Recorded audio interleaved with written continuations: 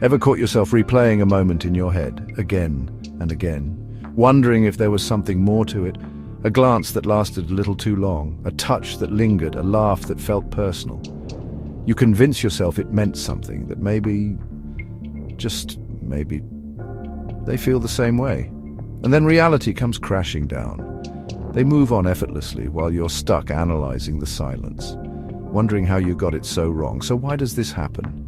Why do we misread love signals? Is it just wishful thinking, or is something deeper at play? Well, turns out it's a little bit of psychology, a little bit of culture, and a whole lot of human nature. Our brains are wired for patterns, to find meaning in the mess, to connect dots that may not even exist. It's called confirmation bias. When we want something to be true, we start looking for proof, even when there is none.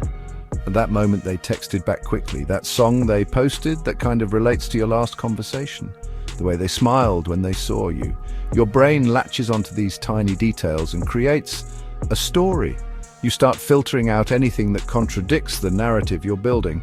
Psychologists call this projection. We don't see people as they are, we see them as we hope they are.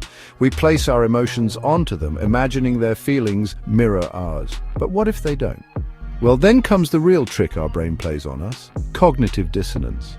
When someone's actions don't align with what we want to believe, instead of accepting reality, we find excuses.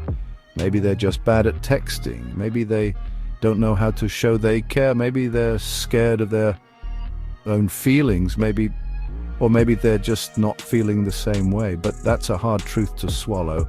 And so instead we keep holding on to the illusion. If psychology explains why we misread signals, culture explains where we learn to do it. From childhood, we are fed stories of love that defy logic. We are taught that if we want something badly enough, if we fight hard enough, we can make someone love us back.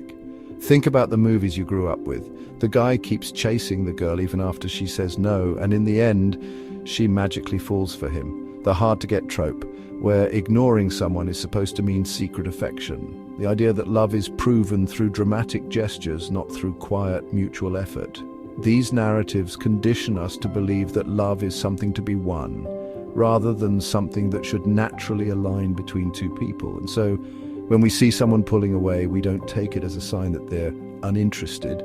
We take it as a challenge. And what happens when they finally say, "I never felt that way about you"? We don't understand how we could have gotten it so wrong, when in reality, we were never meant to get it right in the first place. Love, romantic or not, is at the core of human survival. Sociologists argue that in modern times we are more starved for connection than ever before. Social media gives us the illusion of closeness, likes, comments, quick interactions, but not the deep, consistent presence that real relationships require.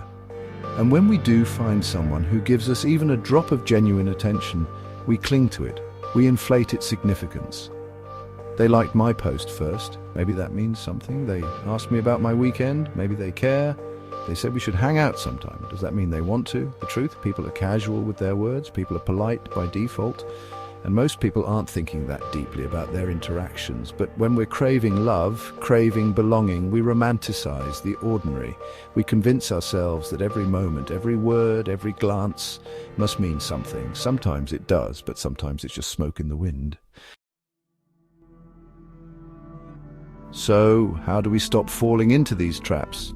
How do we learn to see love for what it is, instead of what we wish it to be? First, we need to accept the simplest truth. If someone wants you, you won't have to decode their signals. You won't have to replay texts, analyze glances, or wonder if they feel the same way, because love, when real, is clear. Stop justifying indifference. Start focusing on communication. Ask, don't assume. Recognize when you're holding on to a fantasy rather than reality. And most of all, realize that love should not feel like a puzzle. If it does, maybe you're not misreading signals. Maybe the signal was never there to begin with. At the end of the day, love, true love, isn't about convincing, proving, or chasing. It's about two people meeting each other in the middle, fully aware, fully willing, and fully choosing. And if you find yourself always searching for signs, always trying to translate the silence, maybe it's time to stop holding on to the illusion and start making space for something real, If you've ever found yourself stuck in this cycle, let's talk. Drop your thoughts in the comments. Have you ever misread a love signal? And if you enjoyed this video, like, share, and subscribe for more deep dives into love, psychology, and the human experience. Because understanding love means understanding ourselves first. See you next time.